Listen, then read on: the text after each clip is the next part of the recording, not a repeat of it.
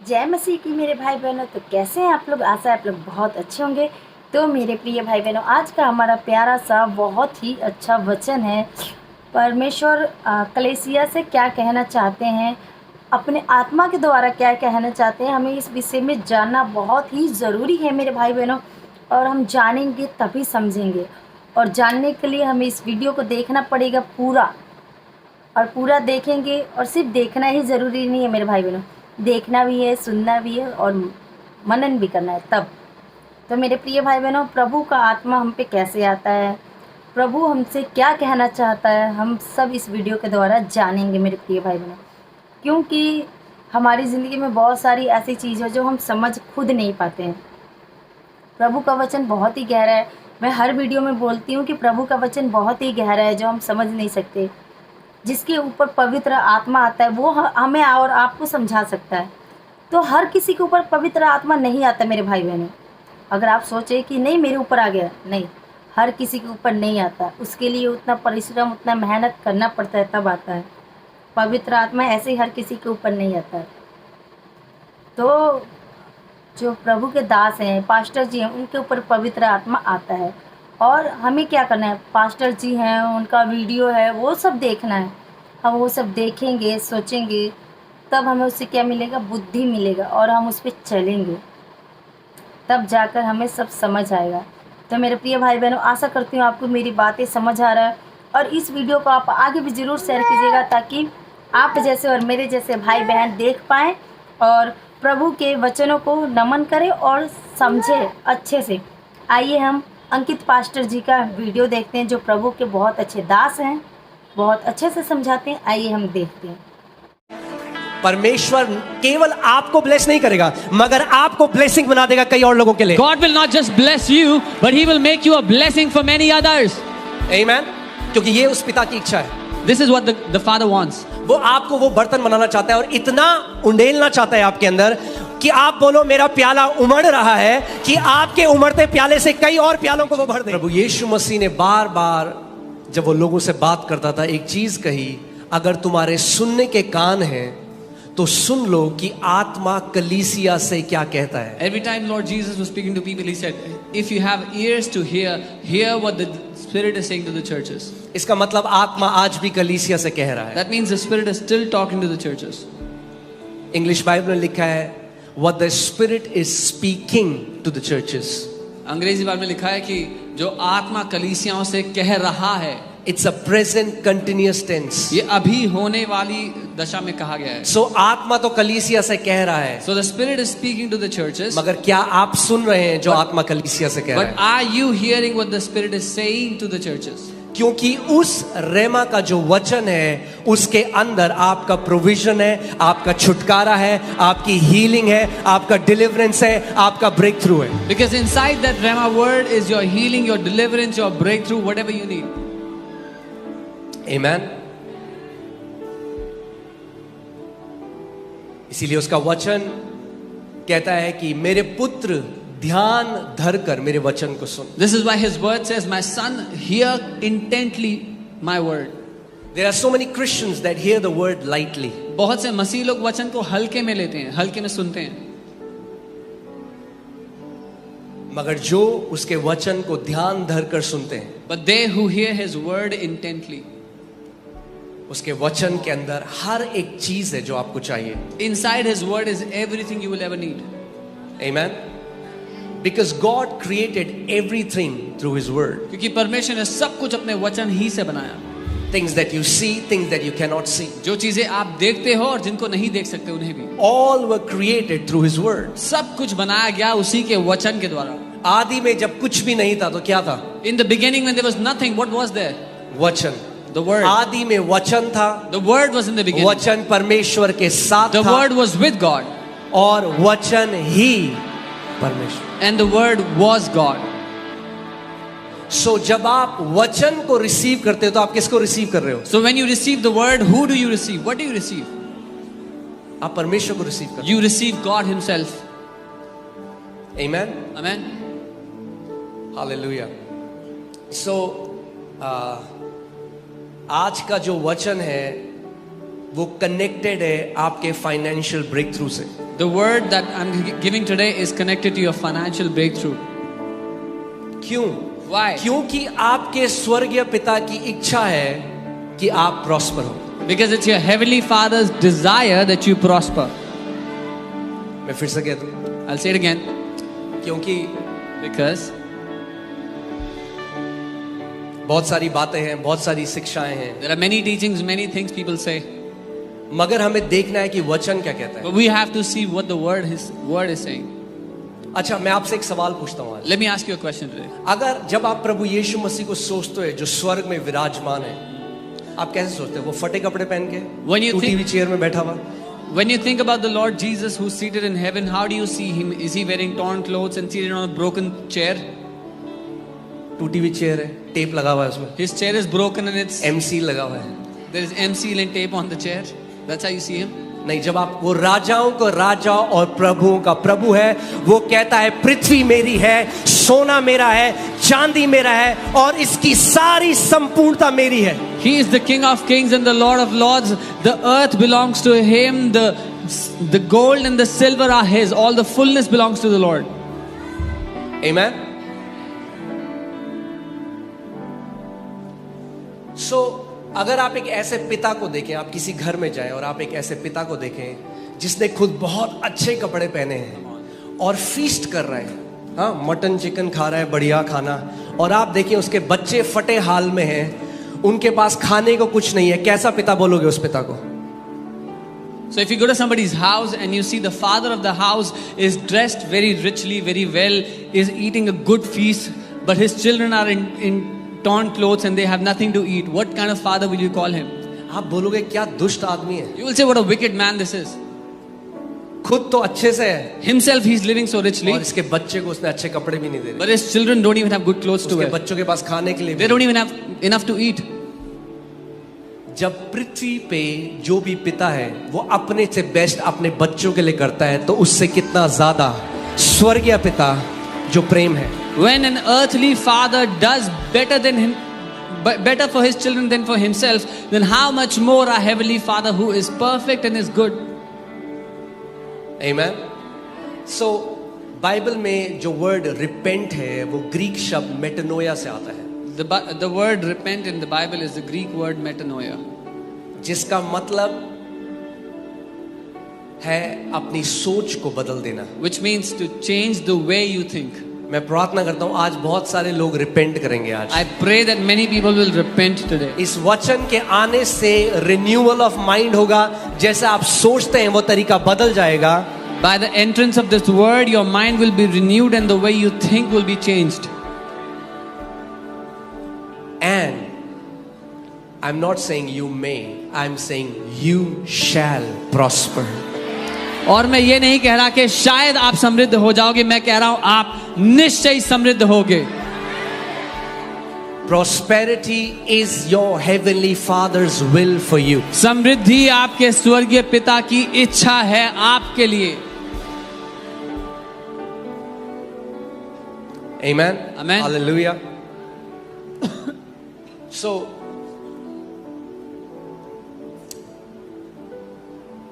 let's see the scripture. Let's go to Jeremiah 3:15. यिर्मयाह 3 उसका 15। And it says, and I will give you shepherds according to my heart, और यहाँ लिखा है, मैं तुम्हें अपने मन के अनुसार चरवाहे दूंगा, who will feed you with knowledge and understanding. जो ज्ञान और बुद्धि से, समझ से तुम्हें चराएंगे। A sign of a true shepherd is the one who feeds you with the knowledge and understanding of God's word. एक सच्चे चरवाहे का चिन्ह ये है कि वो आपको परमेश्वर के वचन के ज्ञान से चराता है, उसकी समझ से, उसकी बुद्धि से खिलाता है। Amen. और क्या होगा फिर? And what will happen then? Then, say then. तब, बोलो तब, Then, तब जब आप एक ऐसे चरवाहे के अधीन आएंगे जो आपको ज्ञान और बुद्धि का वचन देता है, तब when you come under a shepherd who gives you the word of wisdom and understanding, then then it shall come to pass तब ऐसा when होगा। you are multiplied and increased in the land in those days, says the Lord. कि तुम कई गुना बढ़ोगे और फलोगे और फूलोगे उस देश में जहां तुम हो। Amen. आमीन। You will multiply आप कई and गुना you will बढ़ेंगे, increase. कई गुना बढ़ेंगे और बढ़ोतरी करेंगे। Amen. That means your multiplication and your increase is connected to God's knowledge and God's understanding. इसका मतलब आपका कई गुना बढ़ना और फलना और फूलना जुड़ा हुआ है परमेश्वर के ज्ञान और उसकी बुद्धि से। जब आप उसकी ज्ञान और उसकी बुद्धि से भर जाएंगे और समझ जाएंगे कि परमेश्वर की इच्छा आपके लिए क्या है, तो आप बढ़ेंगे और बढ़ोतरी करते रहेंगे। When you are filled with the knowledge and the wisdom of God and you understand what is His desire, His will for your life, you will prosper and increase greatly. Amen. So, last जो मैंने सिखाया था finances के बारे में वो था अक्टूबर 2022। What I taught when I taught on the finances last time was in October 2022. And I see people in the church, some people really suffering. So as a shepherd, it's my responsibility to teach you. और मैं देखता हूँ कलीसिया में कई लोग हैं जो आर्थिक रूप से बड़ी तंगी में रहते हैं और आपका चरवाहा होने के नाते मेरी जिम्मेदारी है कि आपको सिखाऊं। Because do you know that 70% of worry on this earth for people right now is financial worry? क्योंकि क्या आप जानते हैं 70% चिंता जो लोगों के जीवन में है वो पैसे से जुड़ी हुई है। And that should not be for God's children. और परमेश्वर के लोगों का ये भाग नहीं होना चाहिए। Finances shall be not your concern anymore in Jesus' name.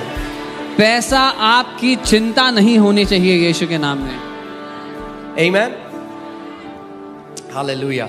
So it is my responsibility to teach you ये मेरी जिम्मेदारी है आपको सिखाऊं so that your blessings are not blocked. ताकि आपकी आशीषें ना रुकें। So this is class 101 of prosperity. ये समृद्धि की 101 शिक्षा है, प्राथमिक शिक्षा। Kindergarten. बच्चों को जो देते हैं, छोटे बच्चों को, Kindergarten. छोटे बच्चों को जो देते हैं वो शिक्षा है। This is you enter into God's abundance. ये परमेश्वर की बहुतायत में कदम रखने वाला पहला कदम है। Amen. So I want to talk about it. The message today that I want to share is entering God's abundance through tithing. तो आज मैं बात करना चाहता हूँ परमेश्वर की बहुतायत में प्रवेश करना दशमांश के द्वारा। Amen. But let me first say this, और पहले मैं ये कहता हूँ that it is not for everyone. कि ये हर एक के लिए नहीं है। Okay? So don't ever feel that this message is to manipulate you. तो कभी भी ये मत सोचना कि ये संदेश आपको किसी तरह से धोखा देने के लिए, बरगलाने के लिए है। Okay? This message is to teach you so that you get godly understanding. ये संदेश आपको सिखाने के लिए है ताकि ईश्वरीय समझ आपको मिले। Amen? आमीन। Everyone who has prospered in the kingdom of God understands the principle of tithing. हर कोई जिसने परमेश्वर के राज्य में समृद्ध हुआ है वो दशमांश के सिद्धांत को जानता है, समझता है। There are Christians who are struggling financially मसीह लोग because they हैं have no knowledge how the kingdom functions in the area of prosperity. मसीह लोग पैसे के क्षेत्र में इसीलिए दुविधा में रहते हैं क्योंकि वो लोग नहीं समझते कि कैसे समृद्धि काम करती है पैसे के क्षेत्र में, राज्य में। And there is so much of hypocrisy. और बहुत ढोंग भरा हुआ लोगों में। Can I speak the truth? सच कह सकता हूँ। Hypocrisy ऐसे है कि वो मसीह जो लड़ते हैं, अरे पैसों के बारे में बात कर रहे हैं, वही अपने बच्चों को फौरन भेजते हैं।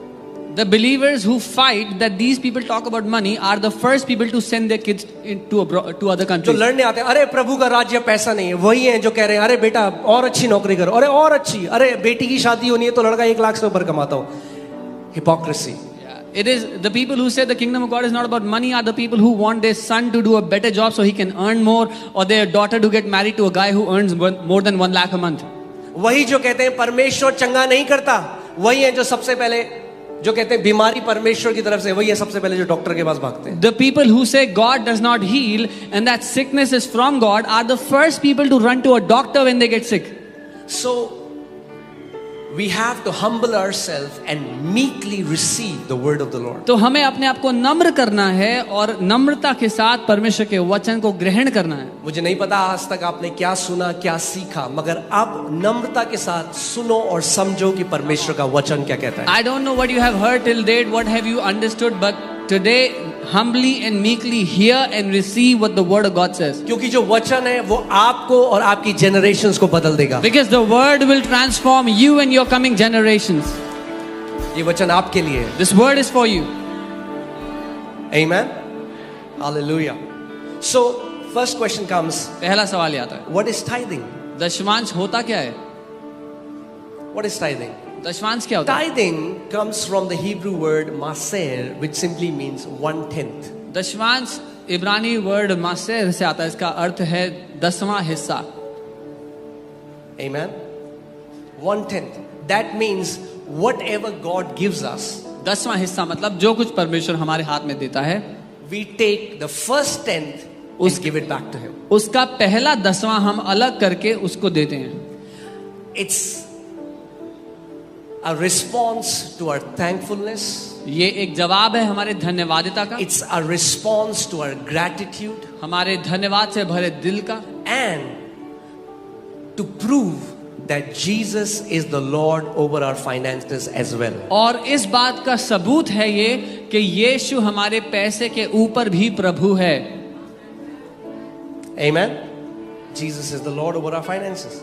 यीशु प्रभु है हमारे पैसे के ऊपर। So let's see Leviticus 27:30, ले व्यवस्था 27 उसका 30। and it says, and all the tithe of the land, whether of the seed of the land or the fruit of the tree, is the Lord's. It is holy to the Lord. और यहाँ लिखा है, फिर भूमि की उपज का सारा दशमांश, चाहे वह भूमि का बीज हो चाहे वृक्ष का फल, वह यहोवा ही का है।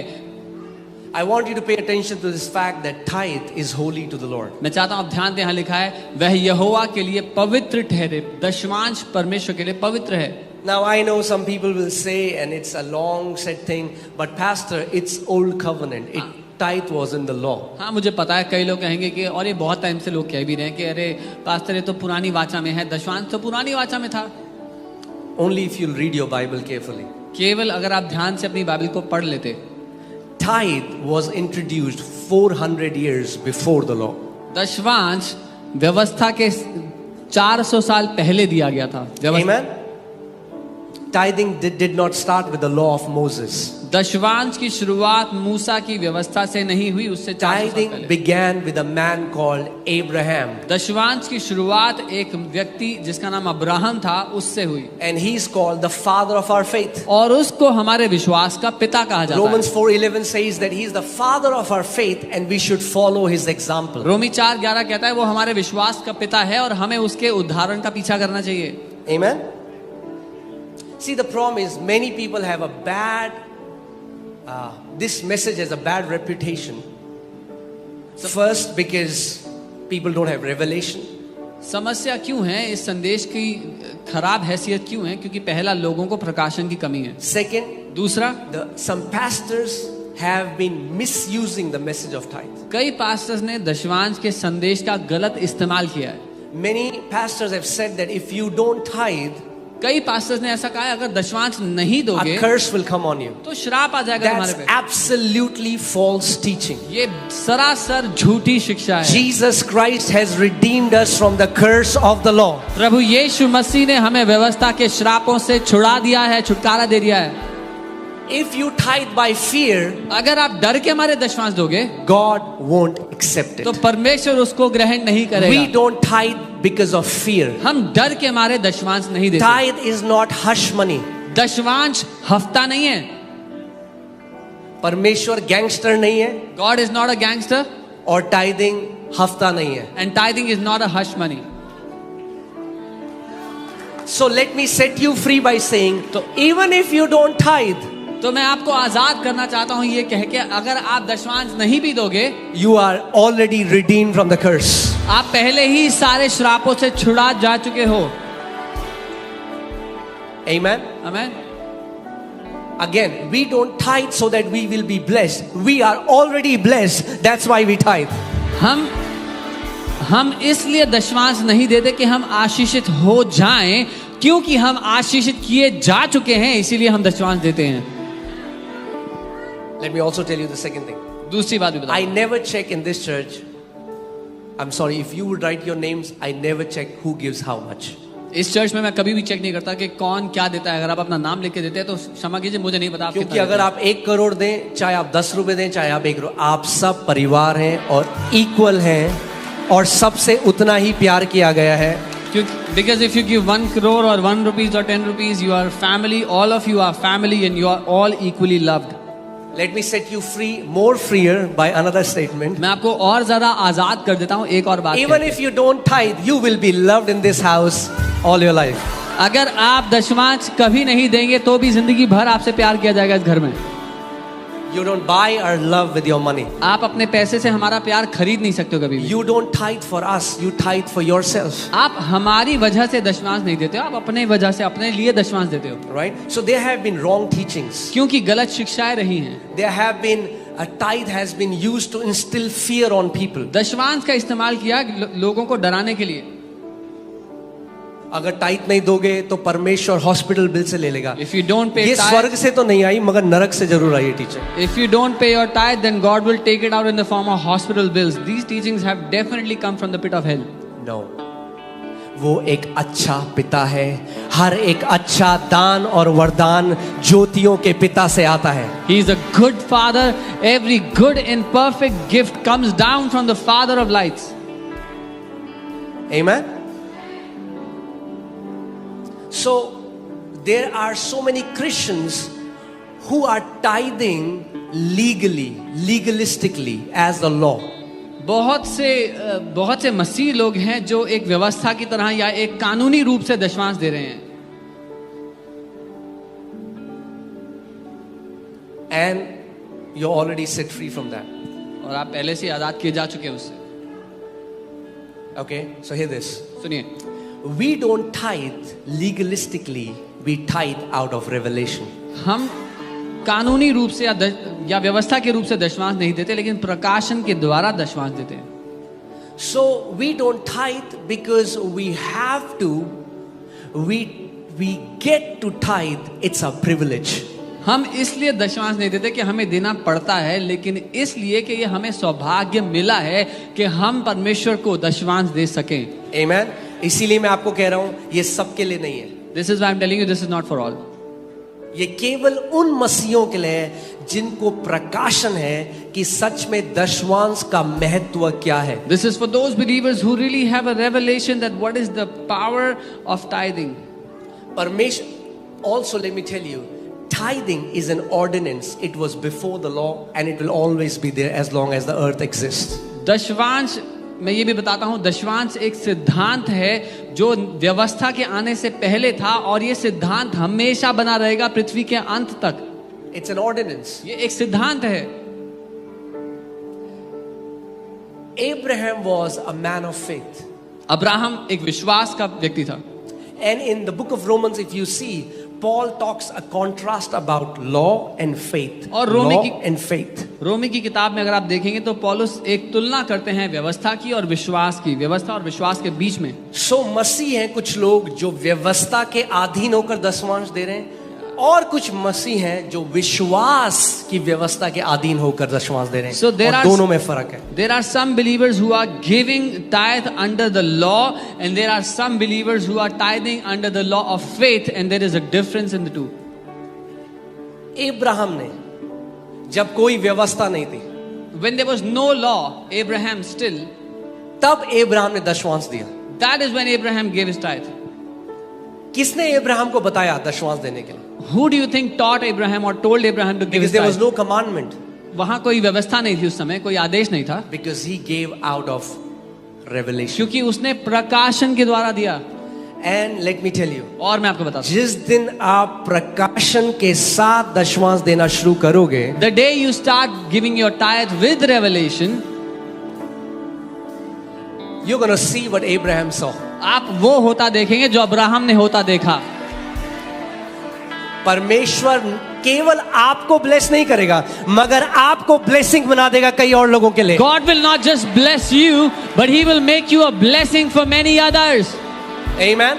क्योंकि ये उस पिता की इच्छा है। This is what the Father wants. वो आपको वो बर्तन बनाना चाहता है और इतना उंडेलना चाहता है आपके अंदर कि आप बोलो मेरा प्याला उमड़ रहा है, कि आपके उमड़ते प्याले से कई और प्यालों को वो भर दे। He wants to make you a vessel and fill you so much that you will overflow and fill many other vessels. आमीन। और परमेश्वर के सामने मेरा विवेक शुद्ध है, क्योंकि जो मैं आपको सिखा रहा हूं मैंने अपने पिता को सिखाया, अपने बच्चों को सिखाऊंगा, क्योंकि मैं उसके प्रकाशन को जानता हूं। And what I'm teaching you, my conscience is clean before God because I have taught this to my father and I will teach my children. आमीन। सो सबसे पहले देखते हैं कि टाइथ या दशवांश सबसे पहले बाइबल में कहां पे आया। So let's see when tithe appeared the first time in the Bible. आमीन। सो जेनेसिस 14 18 से 20 हम पढ़ेंगे। Genesis 14, 18 to 20 we'll read. सो यहाँ पे लिखा है, then Melchizedek king of Salem brought out bread and wine, he was the priest of God most high. तब शालेम का राजा मल्कीसदक जो परम प्रधान ईश्वर का याजक था, रोटी और दाख मधु ले आया। This word Melchizedek comes from the two words Melech and Zedek. Melech means king, Zedek means priest, king priest. मल्कीसदक जो शब्द है मेलेक यानी कि राजा और सदक यानी कि याजक, राजा और याजक शब्द है ये। सो क्या हुआ, उत्पत्ति 14 अध्याय में लिखा है कि अब्राहम एक कैसे बोलेंगे रहस्यमयी प्राणी से मिला। Genesis 14 says that Abraham met a very mystical personality. Abraham नहीं, मेल्कीजेदेक जो था। Abraham met a हाँ। mystical person. सो मेल्कीजेदेक के बारे में लिखा है, उस व्यक्ति का वो क्या है, राजा है, This man is a king, याजक है, he is a priest. शांति का राजा है, He is the king of शलोम peace, का राजा है। the king of shalom. उसका ना कोई शुरुआत है ना कोई अंत है, He has no ना beginning, कोई माता no है end. ना कोई पिता He है। has no mother, no father. तो कौन है वो? Who is he? यीशु मसीह ने प्रकाशित एक अध्याय में कहा, मैं ही आदि और मैं ही अंत हूं, मैं ही अल्फा और मैं ही ओमेगा हूं। Jesus said in the book of Revelation, I am the beginning, I am the end, I am the alpha and the omega. याद है आपको, प्रभु यीशु मसीह ने फरीसियों से कहा, जिससे पहले इब्राहिम था मैं हूं, मैं इब्राहिम से पहले था। Jesus told the Pharisees, before Abraham was, I am. I was before Abraham. So यीशु मसीह मैथ्यू 1 में नहीं आया, यीशु मसीह आदि में था, आदि में वचन था। Jesus did not come in Matthew 1. He came, he was in the beginning. In the beginning was the word. आमीन। सो वो कह रहा है इब्राहिम से पहले मैं था, He's saying I was before Abraham. और इब्राहिम से वो मिला, And he met Abraham. और इब्राहिम को क्या दिया उसने? What did he offer to Abraham? Bread and wine. रोटी और दाख मधु।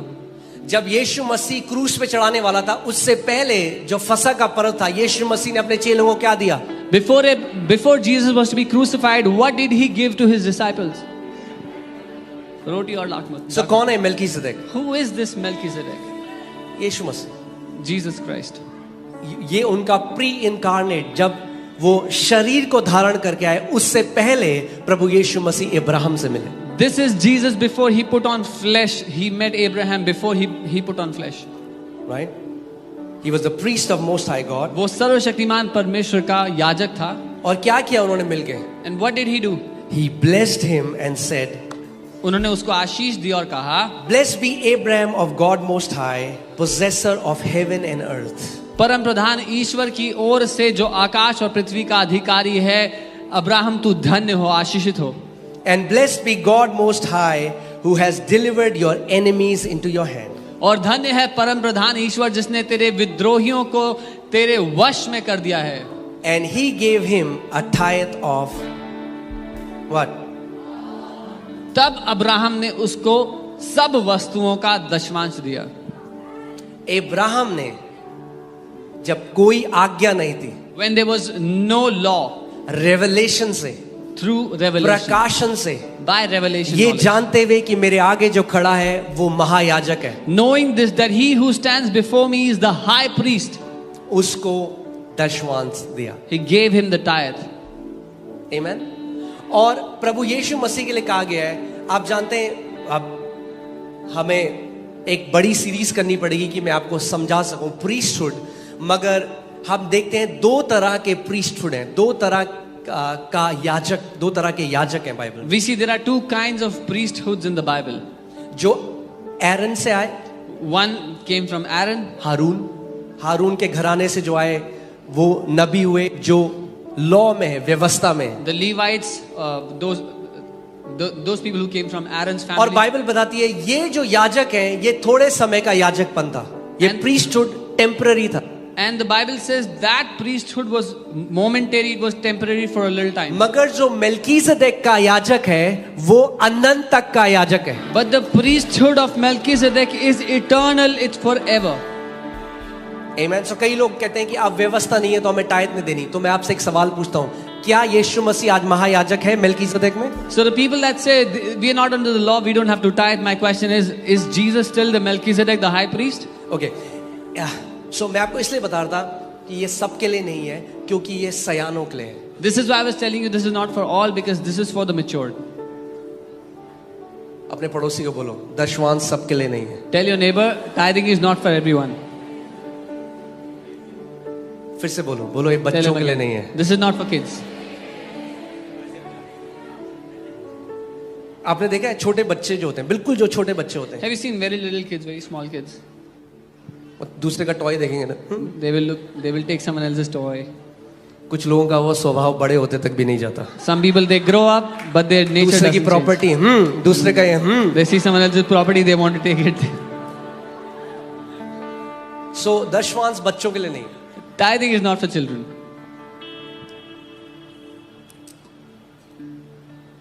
मैं आपको बता रहा हूं कि अगर आप परमेश्वर का वचन सुनते हैं देने के बारे में और आपका हृदय कहता है If you hear from God's word about giving and your heart gets choked or it gets hurt, then your heart is not right in the area of finances. तो आपका दिल सही नहीं है पैसे के क्षेत्र में. क्योंकि जब लेने की बात आती है तब नहीं करता, तब तो करता Because when it's about getting or taking, then your heart doesn't choke, then you are happy. मगर यीशु मसीह ने कहा लेने से देना ज्यादा उत्तम है। But Jesus said it is blessed, it is more blessed to give than to receive. Amen. So Hebrews 5 देखेंगे हम कुछ सीख रहे हैं। Are we learning anything? Hebrews 5 9 से 11 हम देखेंगे और इसमें लिखा है having been perfected he became the author of eternal salvation to all him who obey, called by God as high priest according to the order of Melchizedek. इब्रानी 5 उसका 9 और 10 हम देखेंगे यहाँ पे, और सिद्ध बनकर अपने सब आज्ञा मानने वालों के लिए सदा काल के लिए उद्धार का कारण हो गया, और उसे परमेश्वर की ओर से मल्कीसदक की रीति पर महायाजक का पद मिला. सो इस बात को समझ लीजिए कि आज भी मल्कीसदक का प्रीस्टहुड कार्यशील है और अनंत तक रहेगा. So understand today the priesthood of Melchizedek is still functioning, it is still functional and will remain functional to the end.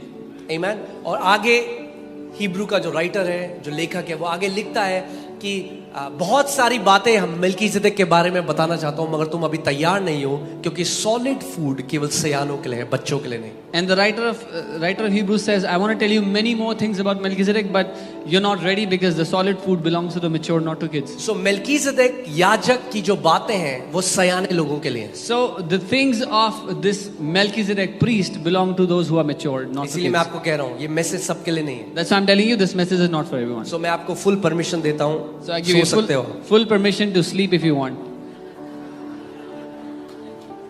इसको लगता है वचन मेरे लिए नहीं है, सो जाओ. Whoever thinks this word is not for me, go to sleep. Amen.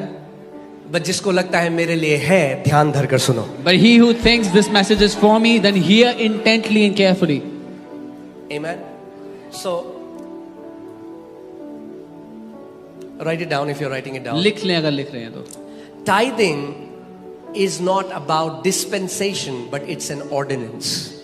दशवांश किस युग में दिया गया वो मुद्दा नहीं है, लेकिन ये एक सिद्धांत है. Okay? Tithing is not about money, it's the law of open heavens. दशवांश पैसे के बारे में नहीं है, लेकिन खुले स्वर्ग का नियम है. और आगे मैं सिद्धांत आपको है. उसके बारे में बताऊंगा. I'll tell you about this. मैं आपको बताता हूँ क्या फर्क होता है जब एक बंदा लीगलिस्टिक ले देता है और प्रकाशन के द्वारा देता है. I want to tell you what is the difference between when a person gives tithe as a law or when they tithe as a revelation. जो फरीसी थे The वो अपना Pharisees- दशवांश व्यवस्था के अधीन देते थे. The Pharisees gave their tithe under the law.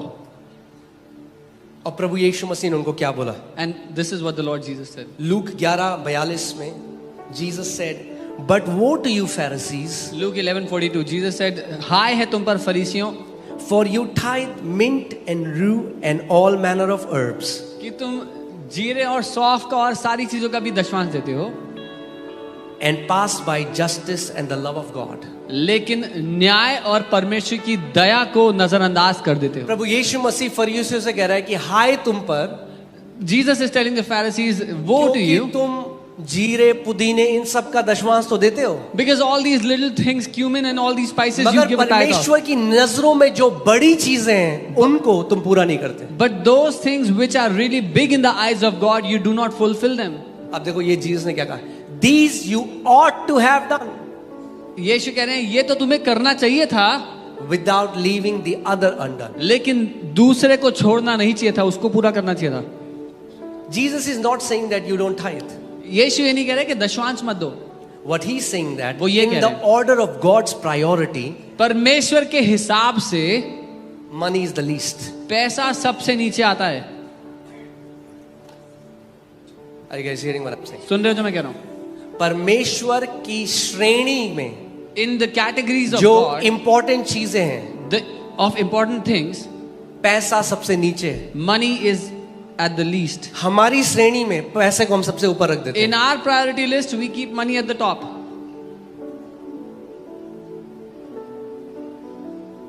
मैं आपको प्रभु के सामने बता रहा हूं, मेरी लीडरशिप जानती है, कई लोग ऐसे हैं जो चर्च में दशवांश भेजते हैं, आज तक कलीसिया नहीं आए. मैं उनको कहता हूं अपना दशवांश अपने पास रखो. I'm telling you before the Lord.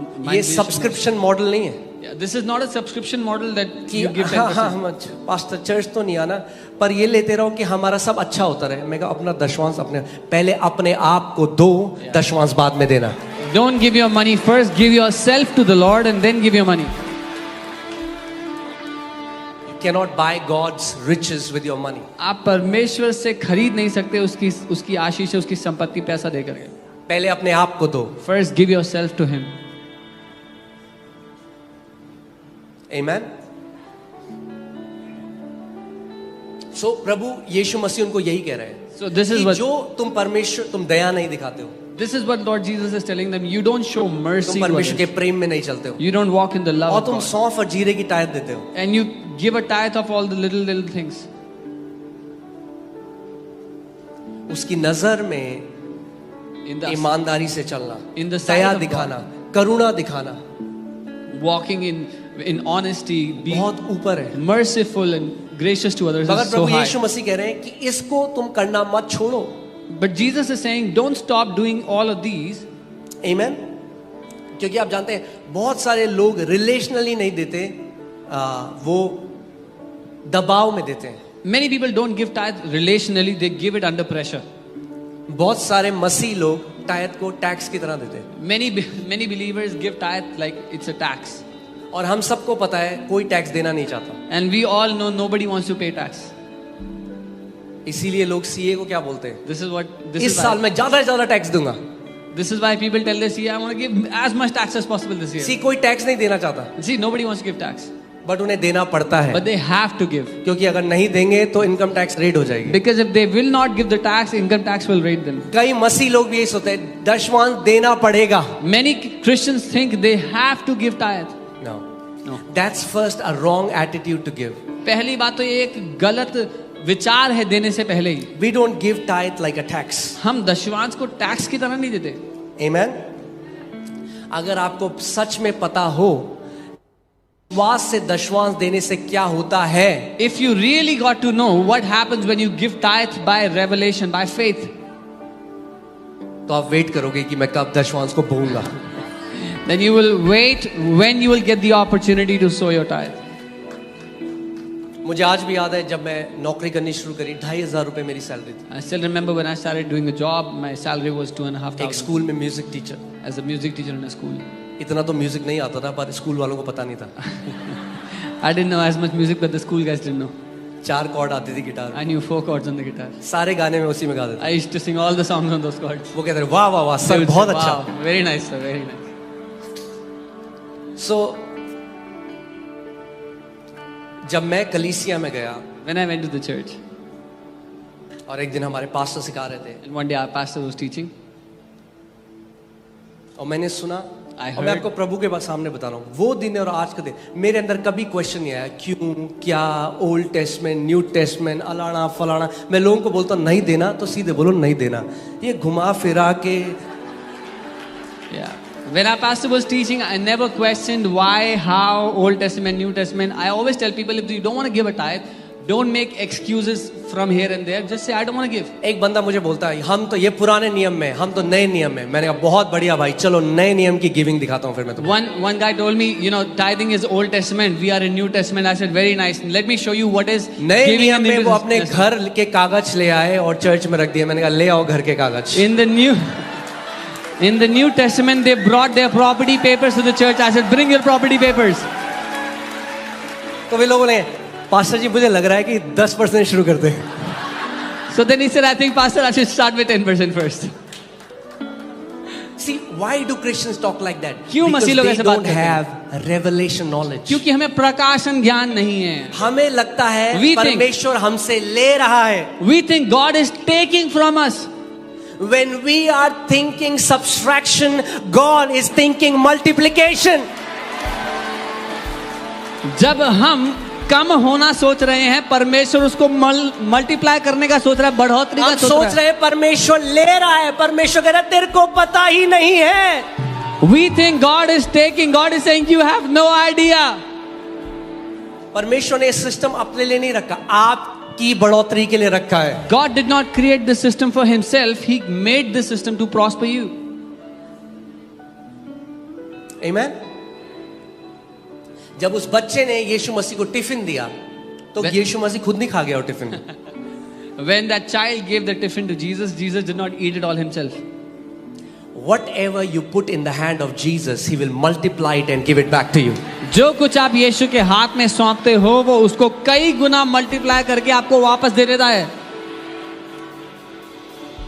और इब्रानी 8 में लिखा है कि यहाँ पृथ्वी पर मरणहार मनुष्य दशमांश ग्रहण करते हैं, मगर स्वर्ग में वो ग्रहण करता है. Hebrews 8, the word says, here on the earth mortal men receive tithes, but there in heaven he receives it when you give it. So जब भी आप उसके भवन में दशमांश को बोते हो, So whenever उसके you- वचन के हिसाब से वो स्वर्ग में उसको ग्रहण करता है. Whenever you sow your tithe in the house of God, it is he in heaven who receives it. Amen. So